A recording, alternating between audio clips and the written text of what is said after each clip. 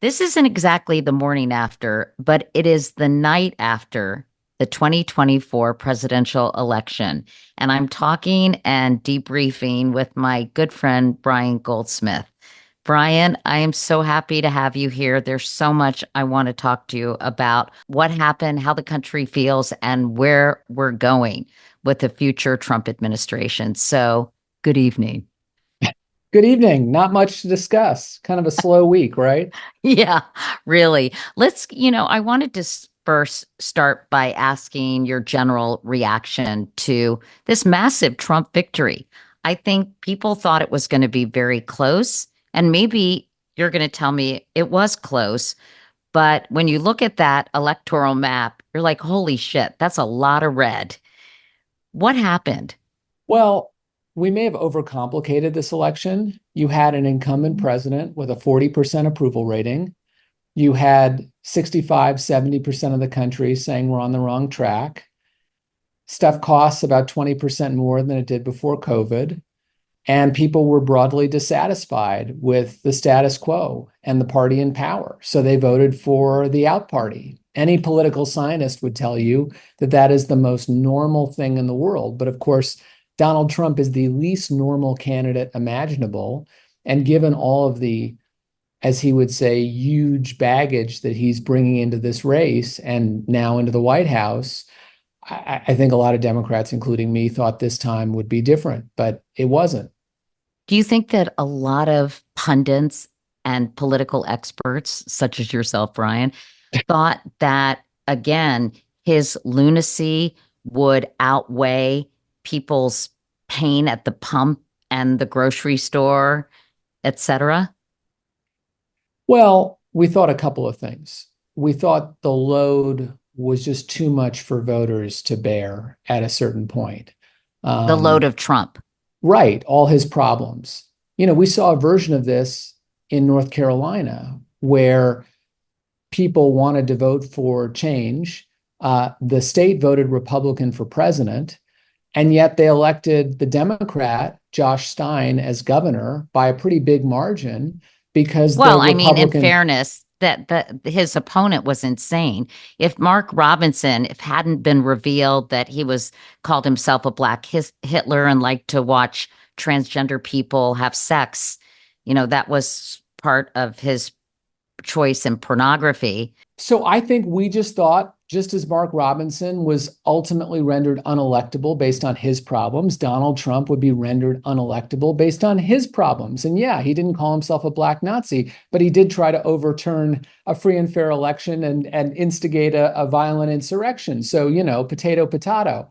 Well, he's Um, done a lot more than just that massive thing. I mean, if you just look at the last 10 days of the campaign, and we've talked about this, Brian, it seemed he was making no effort, as Maureen Dowd wrote in her column, to expand his base, to widen the net, to get any voter he could. And he just drilled down on this sort of obnoxious, broy, I can say anything and there are no repercussions, unhinged, kind of weird behavior from filleting. I never knew that was the verb, by the way. I learned something this week. Filleting a microphone as opposed to filleting a microphone.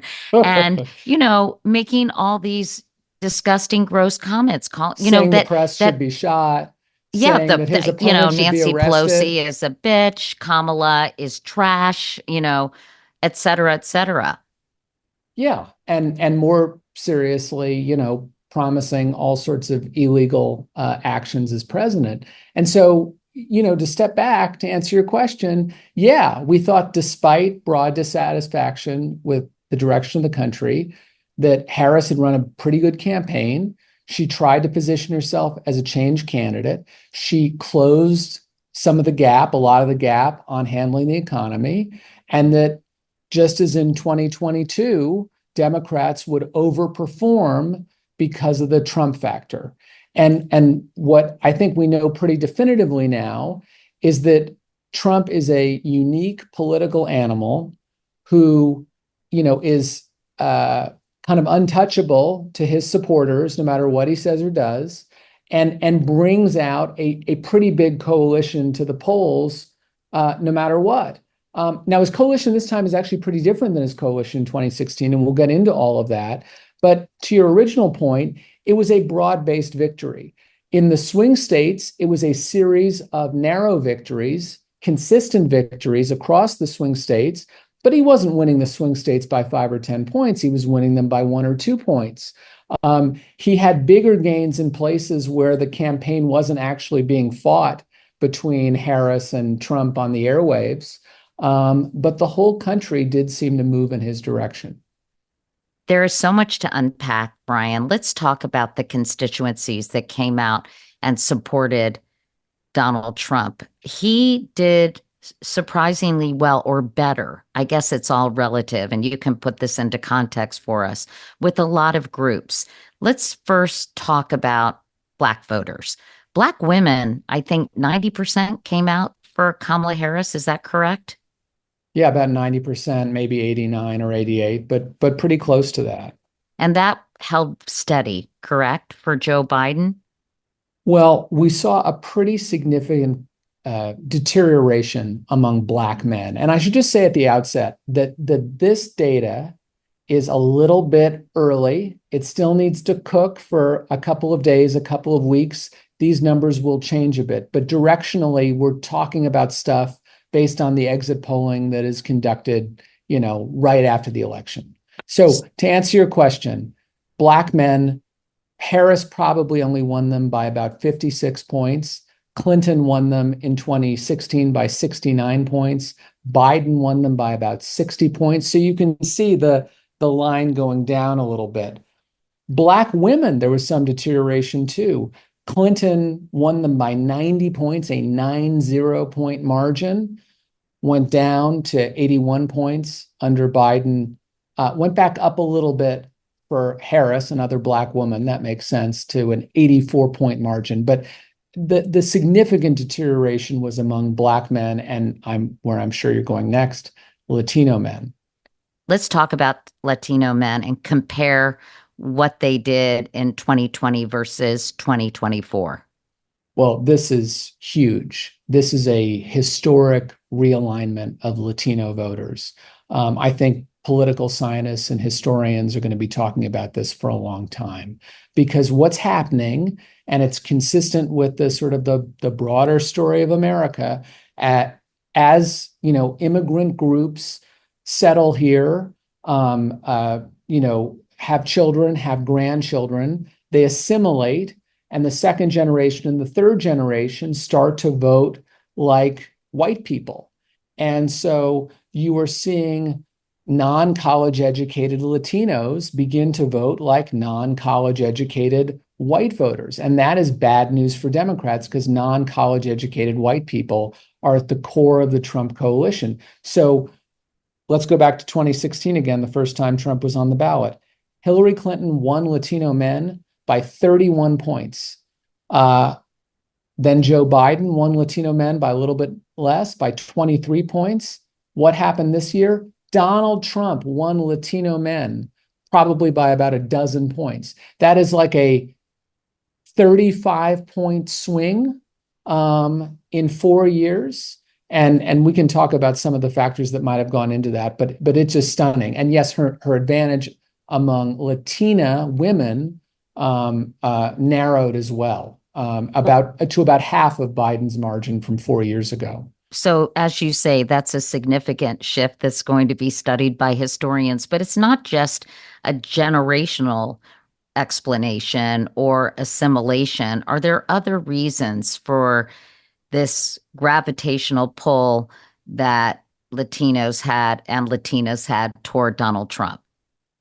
We're moving toward educational stratification is the fancy term, but sort of sorting in our politics, where we have one coalition for the college educated and another coalition for working class voters who don't have a college degree. That is the single best way to figure out today whether someone's going to vote for a Democrat or Republican. Do they have a college or an advanced degree? The vast majority of Latinos do not. They are increasingly starting to vote based on cultural and economic factors more like other voters without a college degree. And I think Trump really hammered home a number of messages that resonated with that group. They feel the pain of higher grocery costs, higher gas prices, like other working class people do, because they're living paycheck to paycheck. And it's not just an inconvenience, it's a disaster in their lives when those costs go up so substantially. And on cultural issues, they've always been more culturally conservative, despite voting heavily Democratic. And so, on issues like transgender care, which the Trump campaign just hammered for the last 2 months, they sided with the Republicans. Well, let's talk about college educated Latinos. When you look at that group, I don't know if you have numbers for them, but does it change dramatically? And does that college education mitigate some of the cultural issues that make them tend to be more conservative? So it's interesting. What the exit poll provides is voters of color, Black and brown, with a college degree versus without. And the difference is really striking. Harris won voters of color who are college graduates by 33 points. Wow. Voters of color with no degree, she won by a narrower margin, but that's, by like 29 or 30 points. But that's largely because you have, Black voters in there. I think AAPI is included in there. I wish they broke out just Latinos, because I think you would see a pretty dramatic difference. Let's talk about white women. Hillary Clinton did not win the election, one might argue, and maybe I'm wrong about this, Brian, in 2016, because the majority of white women voted for Donald Trump. Well, you're right about that, but white women writ large have always been a Republican constituency. They voted for Romney over Obama, for McCain over Obama, et cetera. People thought because Hillary was a white woman, she would narrow that gap a little bit more. But did she? No, she didn't. She basically landed where Biden did. And that was a significant problem. But again, you'll see a huge education gap. I mean, one of the few areas, maybe the only area, where Harris grew Democratic support compared to 16 and 20 is among white women with a college degree. White women with a college degree were like Kamala Harris's base. She won them by 16 points compared to Biden winning them by 9, Hillary winning them by about that margin. But among white women without a degree, zero improvement, despite Harris being, only the second woman to be nominated for president. She basically performed the same among that group as Biden did 4 years ago and as Hillary did 8 years ago. When it comes to white women with a college degree, if Roe v. Wade had not been overturned, do you think she would have fared as well with that demographic? No, I think Dobbs was clearly a factor powering overperformance among that group, which is strongly pro-choice. I think that improved her standing among men with a college degree as well. But it just wasn't enough. You have states like Florida, where there was an abortion referendum on the ballot. 57% of Floridians voted the pro-choice position, and Harris got just shellacked in Florida. So a lot of voters, I think it was 28% of pro-choice voters, according to the exit polling we have, voted for Trump. So clearly that was just not the most important issue to them. Let's talk about young people, because I read an article before we hopped on about Gen Z not really coming out for Kamala Harris. Do you have any information about young voters and what they ended up doing? Well, there are two ways of looking at these groups. There's the turnout, that is how many people were actually showing up to vote. And there's the share, that is what percentage of the voters who do turn out, is somebody getting. And the turnout was clearly not as big as what Democrats were hoping for and expecting.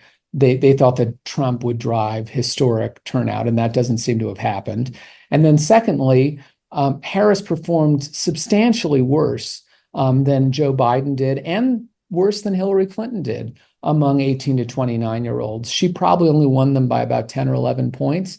Biden won them by 24 points 4 years ago. Hillary won them by almost 20 points 8 years ago. So, she made up for that to a degree by overperforming among seniors. There was probably a tie among senior citizens, whereas Trump won voters over 65 in both 16 and 20. But the change just wasn't nearly as dramatic. This is what Peter Hamby wrote in Puck. Kamala's wasted youth. Sure, young white dudes broke for Trump, but Harris also underperformed with almost every kind of young person. Young white women, young black voters, and young Latinos. Why? Well, we're going to be sorting through that for a while. I would say a couple of things. One, if you're a young person, you're just starting out economically, the majority of young people in the country still do not have college degrees. And so they feel stressed and burdened by higher costs. They're saddled with more student debt. And even though Joe Biden did a lot of stuff around student debt, I don't think they felt like their economic pain was substantially alleviated. There may have been some backlash to Israel Gaza, although we can talk about that a little more. I'm still skeptical that that was a high priority for a lot of voters. And I also think there wasn't like a clear agenda that Harris was presenting to them about how young people's lives were going to get better and how her administration would represent a change versus the last 4 years of the Biden administration. We have a lot to unpack in just that answer, but just staying with young people, Biden won 18 to 29-year-olds by a massive 25-point margin. She won them only by 13 points. So that's a significant drop. It's cut When in it half. comes, Yeah. so let's talk about the Middle East. And as you said, I think the economy in most polls was the top priority for young people. But obviously, we had a lot of controversy following the attack on Israel of October 7th, with protests on college campuses as the war continued, people protesting the number of civilian casualties and deaths in Gaza. Um, how did Kamala Harris do navigating that? Because I feel like she tried to express her support of Israel, but also her sympathy to the people in Gaza. And it turns out, it seems to me, Brian, she pissed both groups off. There was that Abandon Harris campaign in Michigan. I'm not sure how significant that ended up being in the vote. I want to talk to you about that. And then, and maybe it's because I live in New York and follow a lot of Jewish people on Instagram, and many people, Jewish people, and if you're Jewish, so you probably talk to people who felt this way, supported Trump because they felt he would be better for Israel, and they became single issue voters on that. So, how much did this trying to please everyone in a way hurt Kamala Harris in your view?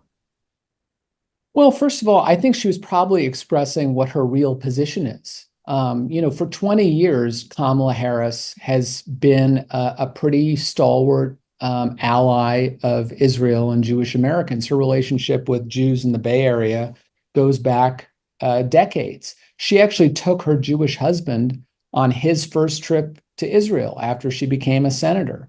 So I think that's real. And I also think that the Biden-Harris administration had real issues with the way that Bibi was prosecuting the war and not developing a clear goal and an end game. That said, I don't think it was a top concern for a large number of voters. The polling was pretty consistent about this. There were a lot of people who were very loud on social media on one side or the other. I think in New York, which is home to the largest Jewish community in the United States, there was clearly deterioration of Harris's position versus Biden 4 years ago, or In New Clinton York 8 years City? ago. In New York State, yeah, New York City and Long Island, and throughout the state. New York City in the suburbs primarily, which is where Jews tend to live. But we don't see evidence of that yet nationally. In Pennsylvania, for example, which has a very substantial Jewish community, she seems to have performed about as well as Joe Biden did 4 years ago. So maybe in the New York media market, the New York echo chamber, this was a bigger deal than it was in California or Pennsylvania, for example. And it's interesting, in the exit polling, they asked the question, is U.S. support for Israel too strong, not strong enough, or about right? Well, 61% of voters thought it was not strong enough or about right. Only 31%, less than a third, thought American support for Israel was too strong. And Harris actually won that group by like 2-1, by more than 2-1. We did see clearly in Michigan, in Dearborn, some pockets in certain precincts of Jill Stein's support and a collapse in Harris's support. I don't think it was enough to have made the difference statewide. I also think it's notable that Alyssa Slotkin, who is a pro-Israel Jewish woman, was elected to the Senate from Michigan on the same day in the same election when Kamala Harris lost. So if that was the driving issue, they wouldn't have voted for Slotkin either. So I'm a little skeptical Well, did they about vote for the Slotkin in Dearborn? no, but it was clearly not enough to deprive her of a victory. There were enough Trump Slotkin voters that, she was able to overcome that. I want to ask you about the polls. You and I seem to talk about the polls every election. Were they accurate this time? Um, they look pretty accurate, although misleading, which sounds like a contradictory answer, and let me unpack it slightly. What the polls essentially showed in the 7 battlegrounds, again, I don't really care about national polling because this election is fought in 7 states and it's about the Electoral College. It's not about the national popular vote. So the best polling was of these 7 states. And essentially what it showed was a tie in almost all of these states. And the thing that people often forget about polling is the margin of error applies to each number, not to the margin between the two numbers. So if you see a poll that's one candidate at 50, another candidate at 48, with a margin of plus or minus 3, that means the spread could be 53-45, and it would still be statistically the same poll that you're seeing. And so people overread polling, people ascribe to polling powers and precision that it doesn't have. And it is also the historical pattern that in the end, presidential elections tend to move one way or the other. That sounds like a very obvious statement, but that is to say, it is very rare that you would have, of the 7 battlegrounds, 3 going one way, 4 going the other. It's usually like 6-1, 7-0, because the voters are similar and the undecideds usually break kind of in one direction. And that's what we saw here. We saw a pattern of consistent but narrow Trump wins in the battlegrounds. And so, people don't like in Wisconsin right now, it's a less than 1 point Trump win. In Michigan right now, it's a 1 point and change Trump win. In Pennsylvania, it's a 1 point, so these are tiny margins. So you can't say the polling was wrong because this was well within the range of what the polling was showing. There has been a ton of Wednesday morning quarterbacking, and everyone is now setting their sights on the Democratic Party and on the way Kamala Harris ran the campaign. Let's talk about the campaign first, and then we'll talk about the larger Democratic Party. If you were giving Kamala Harris feedback or the campaign feedback, what would you tell them they could have done better or differently? Well, we're all geniuses in retrospect. And there's a famous JFK story right after he won super narrowly in 1960. Time magazine called him and his advisors coruscatingly brilliant. I've never heard the word coruscatingly. Katie, you're kind of a vocab nerd, so you probably have. I've never heard of it. Yeah, I should look it up. I did years ago, and I think it just means like resoundingly, impressively, something like that. And I'm allowed to swear on this podcast, aren't I? Yes, you are, Brian. Okay. Well, apparently, what JFK said upon reading the article is he looked up, he smirked, and he said a couple of votes in the other direction in Texas and Florida, and we'd have all been coruscatingly fucking stupid. And, you know, I think there's something to that. You're a genius when you win and you're an idiot when you lose. And that having been said, I think the macro thing that the Harris campaign missed was the macro thing that the Harris campaign missed was broad dissatisfaction with Biden and the direction of the country. And she never broke from him. She had that horrible moment on The View that played in 1,000 Trump commercials about she couldn't think of a thing she'd have done differently. And so she seemed, in the end, like more of the same. And Trump, for all of his flaws, was the asshole who brought you lower gas and grocery prices. And I And the think for change candidate. And the change candidate. exactly, and the candidate of change.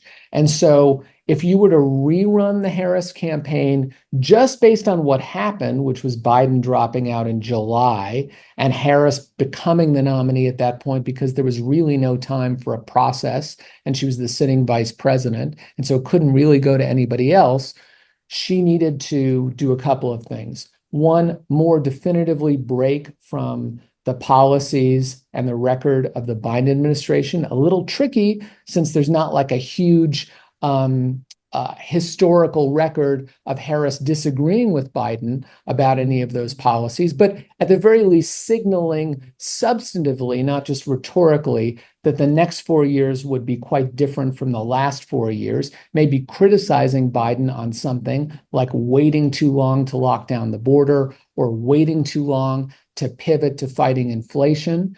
The second thing is, I think she should have pushed off clearly against the far left of the Democratic Party. She never had a sort of sister soldier moment, as people described, Bill Clinton standing up to Jesse Jackson or, this one rap star in 1992. She could have done that on, some element of the agenda of the left. She could have said, you know what, I was wrong to say that there should be taxpayer funding of gender reassignment surgery. Or I was wrong to have taken the position that I did on Medicare for all or banning fracking. And I will never take that position as president. Instead, she sort of tried to thread the needle. She abandoned those positions through like statements that are campaign made, but she never explained why she abandoned those positions. They just looked like political expedients. And I think a lot of voters believe that in her heart of hearts, she was more of a kind of left-wing candidate. And one thing we saw in the exit polling is among that critical group of voters in the middle who thought that both Harris and Trump were too extreme, Trump won those voters by a substantial margin. So she really needed to do more to push herself to the center. Why do you think she didn't? And do you think she was afraid of alienating voters who still had a soft spot for Joe Biden? Or, and by the way, despite his unpopularity, I mean, I think she was legitimately proud of some of their accomplishments. The infrastructure bill. I think she was probably proud of the CHIPS Act. There are very theoretical things that obviously you can't measure immediately. It's not like paying a lot more for eggs or yogurt than you did, a year ago and having to really kind of figure out your household budget. But there were some pretty impressive accomplishments, weren't there, in the Biden administration? I feel like they are really getting beaten up, maybe unfairly, or am I wrong? No, I think you're right that there were enormous legislative accomplishments. I'm just not sure voters really pay attention or care about those. When the retrospective approval of the Trump administration is close to 50 and the current approval of the Biden administration is close to 40. And Trump essentially failed on everything as president except a big tax cut for big corporations and wealthy. And Biden had the best sort of record of legislative success of any president since LBJ, with infrastructure and the American Rescue Plan and the CHIPS bill and the Electoral Count Act and just one thing after another. He was like a magician dealing with a very closely divided Congress, getting things done, getting big things done. But and it was, I think a lot of the political strategy of the White House was sort of based on the theory that if we deliver a lot of legislation benefiting working class voters, they will reward us with their votes. And the problem was, yeah, the roads and bridges were getting rebuilt in town. I'm not sure people really credited Joe Biden for that, but every time they were driving on those roads to the gas station or the grocery store, they were punishing Joe Biden for that. And by extension, Kamala Harris. And so I think Harris did feel a deep sense of loyalty to Joe Biden. I think she does think he was a very good president. I also think, like a lot of vice presidents, it's really awkward. You start to say, okay, well, I disagreed with the president on X, Y, or Z. Is there a record of you disagreeing with the president on X, Y, or Z? Or are you just saying this out of expedience now? Are you pissing off constituencies within the coalition to try to reach for, theoretical voters in the center? Does it seem disingenuous and kind of hurt you more than it helps you? I'm not sure. I think she could have threaded the needle by just more definitively describing why and how the next 4 years would be different than the last 4 years. And it was like generalities and nothing like clear. It was really strange to me and frustrating. And I've said this before on this podcast, that she wasn't better at answering some of these questions, that she didn't seem to be able to communicate a clear, specific vision. And she doesn't have to get in the weeds on policy, but, just one or two proposals. Or, as you said, saying, I think we probably made some mistakes on immigration early in the administration, right? And, I feel like she didn't take accountability for anything. And if she had admitted maybe some mistakes and things that she would like to do differently moving forward, as you say, she could have threaded the needle more effectively. And, couldn't David Plouffe and Kamala Harris get together with Joe Biden and say, listen, we have to separate ourselves from you? Couldn't they have those kinds of conversations and kind of agree on some of those things? Or is that not possible?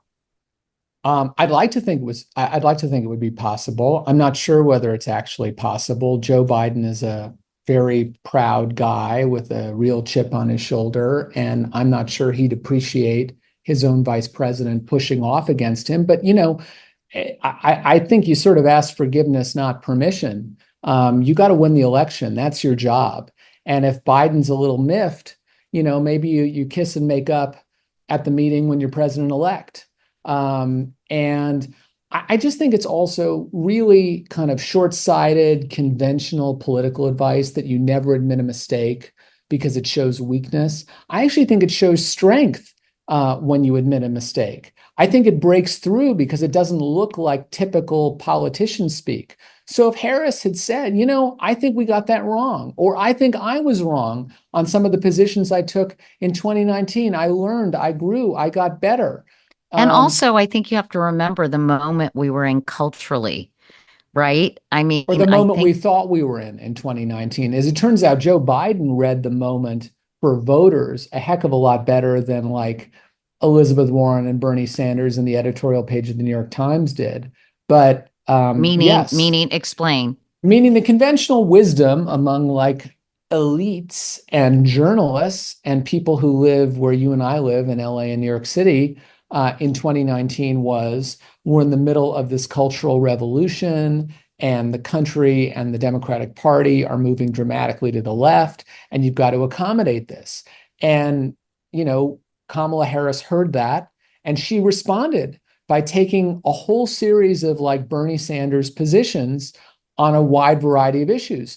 Joe Biden heard that and ignored it and thought that that was wrong and thought that that's not actually where his voters were. And Biden was right and Harris was wrong. And Biden, resuscitated Harris's career after she completely flamed out. I mean, she dropped out of the Democratic contest before a single caucus or primary in 2020. I remember I worked in that primary campaign for another candidate. And she'd started with such promise. She took a bunch of far left positions that didn't seem authentic to her. And she was kind of between a rock and a hard place with voters. Biden saved her political career, made her vice president. She adopted Biden's positions on just about every issue, which actually did seem more authentic because, here in California, Harris is not known as a far left politician by any stretch. She's known as a kind of mainstream Democrat who was a longtime prosecutor. And a law So, and on Law and Order, and made people mad for minimum mandatory sentencing stuff, right? well, yeah, there was a whole kind of series of left-wing memes in 2019 when she was running of Kamala as a cop. I mean, what she actually tried to do when she was Attorney General and DA of San Francisco was kind of create a third way that she called smart on crime. And without belaboring the point too much, it was not a far left plan. It was a kind of a center left reformist approach to criminal justice that was very authentic to who she was. Let me ask you two more, well, actually three more questions about this area. Do you think she emphasized abortion too much and not pocketbook issues enough? Um, I don't know, which is an unsatisfying No, answer that's okay. It's because honest. um, I'd like to see more data about the voters who are pro-choice and voted for Trump anyway, or the voters who voted for abortion referenda in various states but voted for Trump. Um, Maybe she should have talked about abortion more. That was clearly a big change that favored her. She was like wrestling a bear on the economy. Immigration was a loser for her. Abortion was the one issue where she was clearly in the stronger position. And there's a part of me that thinks maybe she should have just hammered abortion every day. We'll see, because it didn't seem to be a top issue. I mean, again, you'll have to go through the data from these exit polls, because I think the referenda in various states, I'm not sure what they'll tell. I mean, I'll leave it to that political brain of yours. Let me ask you about Joe Biden, though. I mean, people are really, they were, there was a segment of the population pretty upset about Joe Biden, uh, kind of waiting till the last minute to drop out, and his so-called enablers in the White House not being honest about, the fact that he was getting older and less capable to do this very demanding job. Susan Glasser, Steve Schmidt basically were just railing against Joe Biden for letting his ego get in the way and for not stepping aside a year before. So there could have been a proper primary. So the Democratic Party would have been able to find the strongest candidate and who was best equipped to beat Donald Trump. Um, I don't know. How are you feeling about all that, Brian? Do you I think agree with that that. I'm mad you, at Joe Biden. He was very clear in 2020 that he was going to be a one-term president. That's what it meant when he said he was just a bridge to the next generation. That's what it meant when he had that big event in Michigan at the end of the primaries in 2020 with Whitmer and Cory Booker and Kamala and all these people standing behind him saying they're the future of the party. You're going to see a lot more of them than you are of me. I'm just a bridge. Voters thought he was too old 4 years ago, but they were willing to sort of go with it because he seemed sharp and he wasn't Donald Trump. It was just the height of ego, folly, willful ignorance to think that an 81-year-old could get reelected as president of the United States to another 4-year term, especially when the decline was so clear and so obvious to everybody except to him. if It was, if it that was, we verged into don't believe your lying eyes. And I do resent that the team around him apparently never had the cojones, as hard as this would be, to go to the sitting president and say, look, I just don't think this is a good idea, Mr. President. You've been a great president. I know you feel sharp today, but I just don't think this is going to work. And this is a gamble with democracy, with the United States of America, with the Western Alliance, that you cannot take. I know this is a coulda, woulda, shoulda, but if he had dropped out earlier and there had been a primary process, do you think we would have ended up with Vice President Kamala Harris as the Democratic nominee? No, I don't, because I think the question for primary voters, who are actually pretty pragmatic in the Democratic Party, would have been the same as it was 4 years ago, which is who can beat Donald Trump. And I don't think she would have been the answer to that question. And it's not really her fault. I think it's more the fact that she was just, she's part of the Biden-Harris administration. It was very clear the Biden-Harris administration was just consistently, congenitally unpopular. And so I think, a Whitmer Warnock ticket or a Shapiro Klobuchar ticket or a, Buttigieg, whatever. I mean, you would have had a lot of strong candidates running, all of whom would have represented change from the status quo and wouldn't have had the baggage on inflation and immigration that Harris did. And also, might that have given her time if she was competitive to hone her message, to introduce herself to the public, to become more of a national figure if she hadn't had to do a campaign over the course of 108 days or whatever it was? Totally. And it represents more dumb political conventional wisdom, like don't admit a mistake. Oh, we can't have a primary, that would be too divisive. Actually, when was the best Democratic performance in modern times? 2008, when we had this ferociously competitive primary that went all the way until June between Hillary and Obama. It made both of them dramatically better candidates. Obama emerged far stronger from that process than when he'd entered it. So you do need competition, and you do need to. There's a huge difference between a theoretical candidate and a real candidate, and sometimes a real candidate needs some time to hone their act and get better. Obama was actually a pretty crappy candidate for the first 3, 4 months, maybe 6 months that he was running in 2007. And it was the process that made him dramatically better and made him find his message. There's also some serious soul searching going on about the Democratic Party and if it's lost its way. As we've noted before, there's been a significant shift. It used to be the party of union, blue collar workers, and that has really shifted over the last few decades, right? And It, now it does seem, Brian, it is the party of college educated, liberal, coastal elites.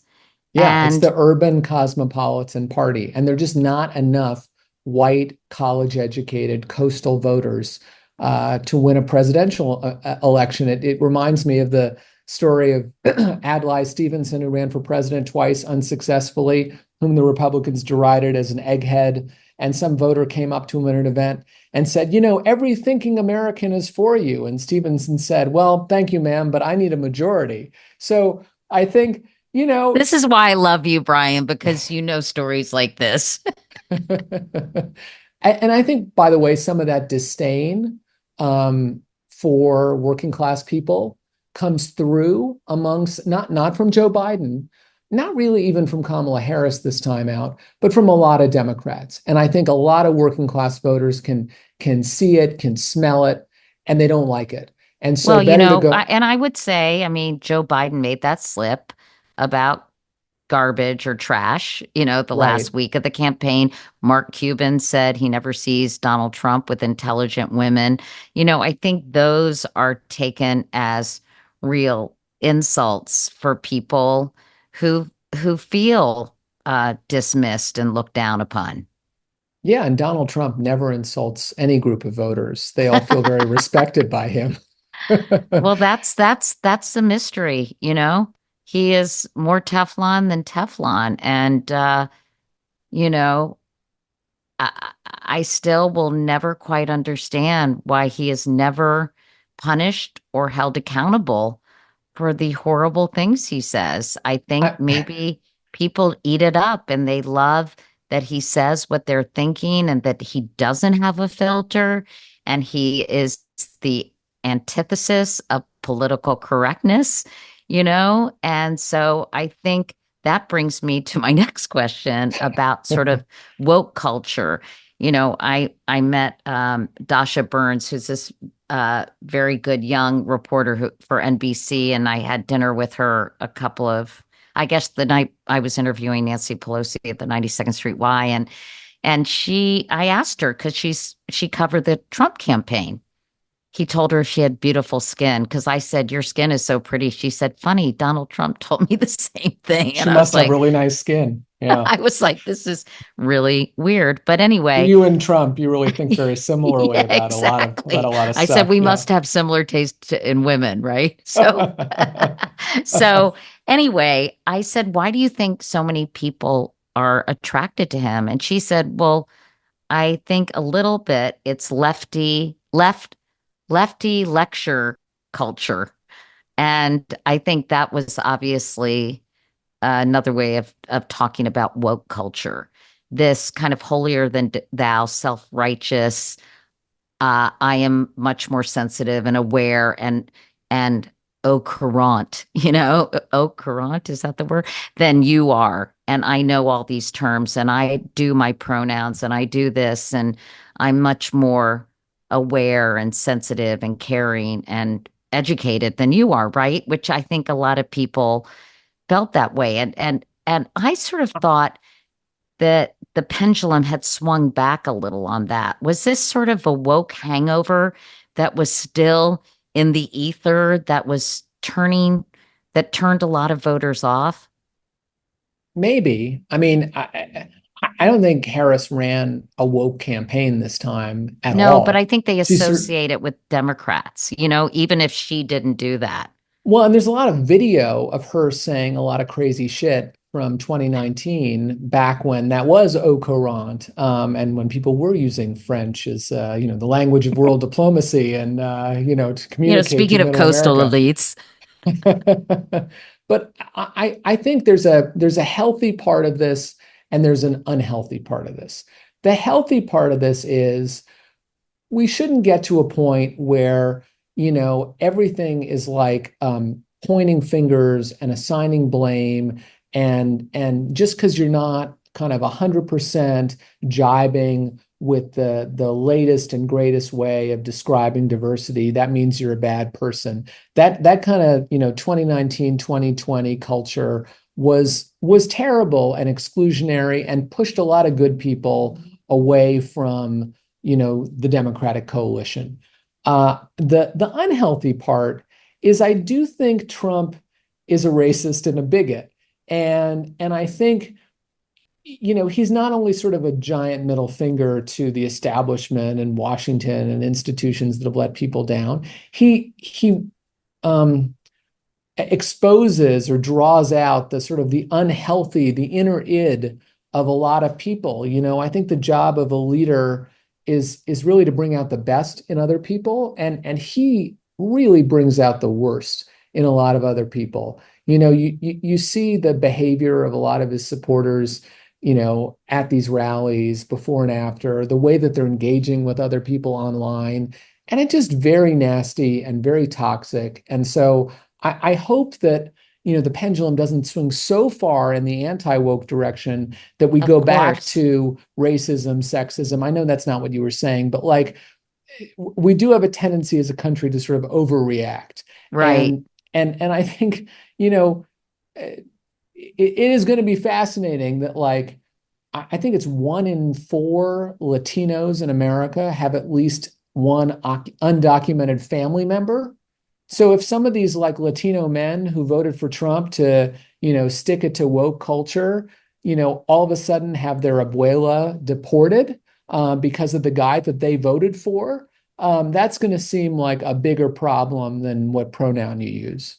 And we're going to talk about what a Trump administration is going to look like in a moment. But getting back to the Democratic Party, what can they do to attract maybe a different coalition or win back some of the voters that were once solidly in their corner? I heard Jesse Waters, is that his name, on, because sometimes I Thoughtful political yeah, commentator. yeah, Yes. he is sort of, you look up smarmy in the dictionary and you Yeah. see his face, but he was saying that if the Republicans can hold on to this new coalition, it's going to be, a you know transformative for not only the party but for the country. So how does the Democratic Party redefine itself?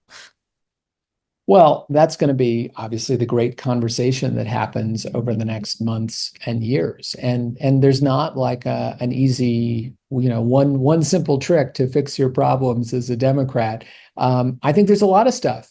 I think we do have to reclaim a lot of voters in the center who think that we've gone, off the rails on a number of these cultural questions and have taken like weird and extreme positions. When you see polling that shows voters thinking that the Democratic Party and the Republican Party are equally out of touch, equally ideological, equally extreme, that's got to be very concerning when you're running against MAGA, you know? And so there's an ideological component to this. I think there's also just a cultural component to this. It means nominating candidates like the ones who performed really well earlier this week, who are in touch with regular Americans and the struggles and the concerns that they have. I mean, I would listen to people like Jared Golden in Maine, who won as a House Democrat, even in a district that Donald Trump carried by 20 points. I would listen to Marie Gluesenkamp Perez in Washington State, who I think is an auto mechanic and is really, that interesting kind of female working class person who's a moderate Democrat and has consistently won a Trump district. I would go to the people who are in the hard places, who are succeeding in Trump states and Trump districts, and watch what they're doing, and then do a lot more of that. And that, by the way, stands in stark contrast to what Bernie Sanders was saying. He put out a statement earlier today, basically saying, Democrats have abandoned working class people in our agenda. You should adopt my agenda, essentially, and you'll reach working class people. That would be all well and good if he could come up with a single example of a Bernie Sanders style socialist who won a swing state or a swing district. And he can't because there isn't one. So, this fantasy of the kind of the far left, that you have all of these, far left voters just waiting to be energized with the right agenda, it has never happened. And in fact, when those candidates are nominated, Democrats tend to lose in swing districts. Let's talk about the future and what a Trump administration is going to look like. So many people voted for him because they believe he will bring prices down, at the pump, at the grocery store, right? Right. And I'm curious if you think that will happen, because I've also read on the other end that if he's so crazy about tariffs, those costs are going to trickle down to the consumer.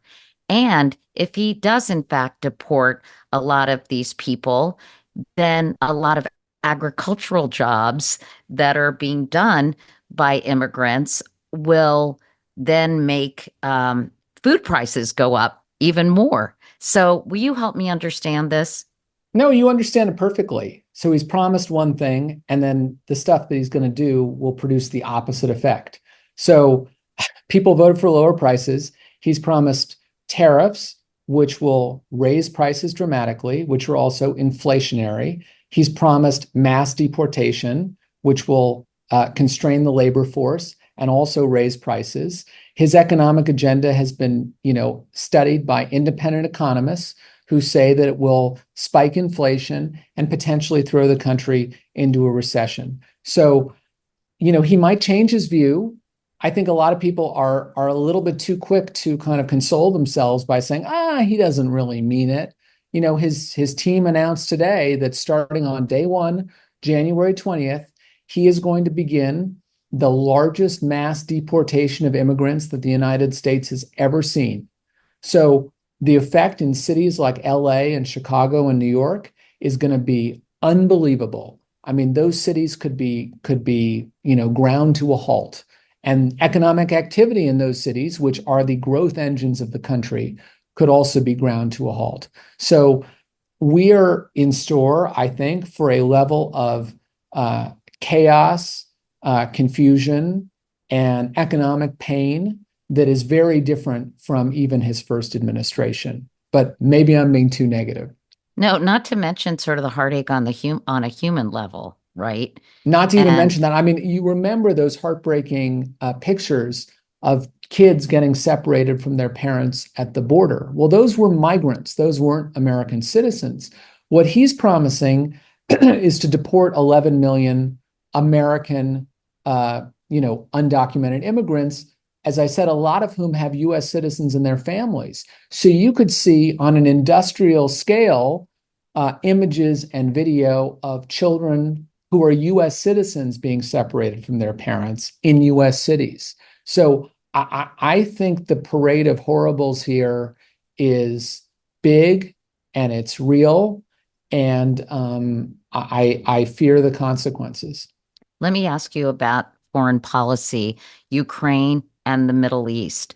What are we likely to see in both of those situations? And he has expressed his hostility toward NATO. What does it mean for sort of our position in the world? I was at lunch a couple of weeks ago with a former senior German official who was saying, you guys didn't really know, you Americans, what you were getting into with Trump in 2016. You narrowly elected him. You corrected the problem 4 years later. Life goes on. NATO is strong. But knowing what you know now, and given everything he's saying about blowing up NATO and deferring to Putin, if you guys elect him again, that is the end of NATO.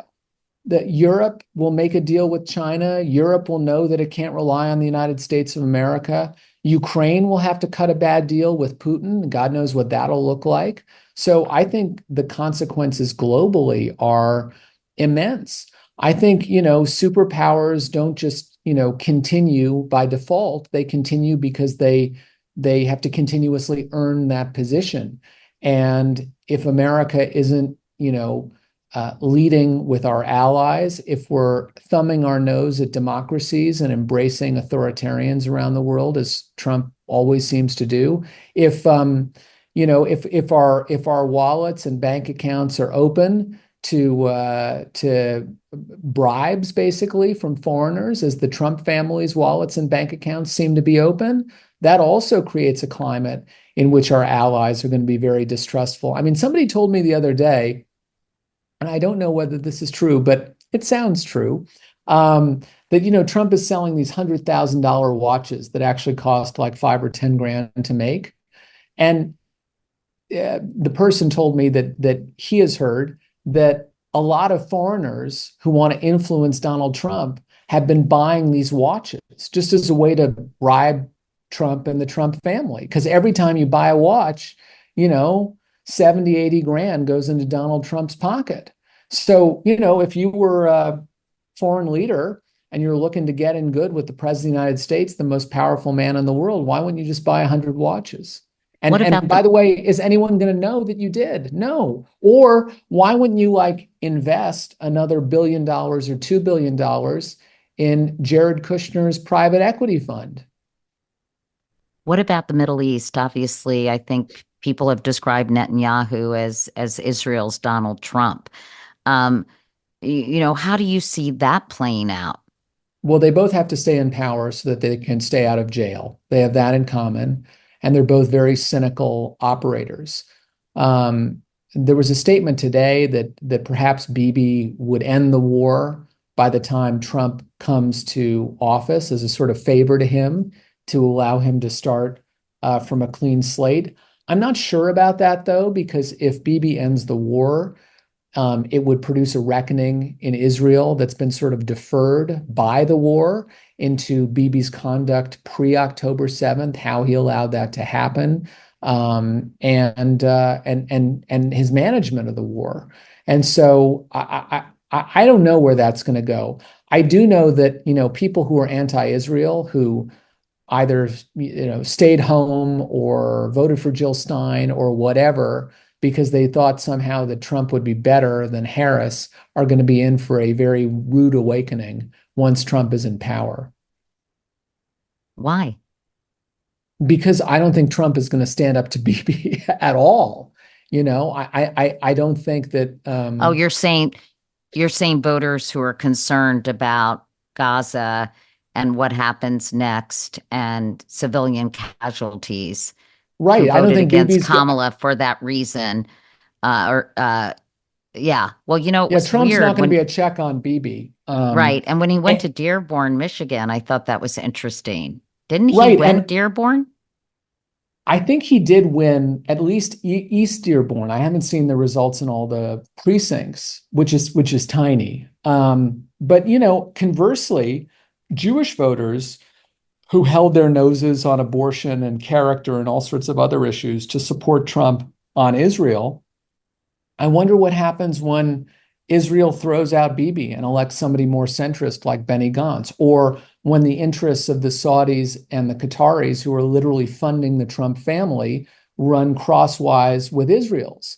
Will Trump stand with Israel at that point? I really don't think so. So I think he's a very fair weather friend. I think it's very dependent on Bibi being the one in charge. And I'm not sure any of that's going to last. Okay, I'm almost done, I promise. Two other questions. Are we going to see a national abortion ban, given that the Senate is controlled by the Republicans now, or a minimum standards like a 6-week abortion ban or a 15-week abortion ban?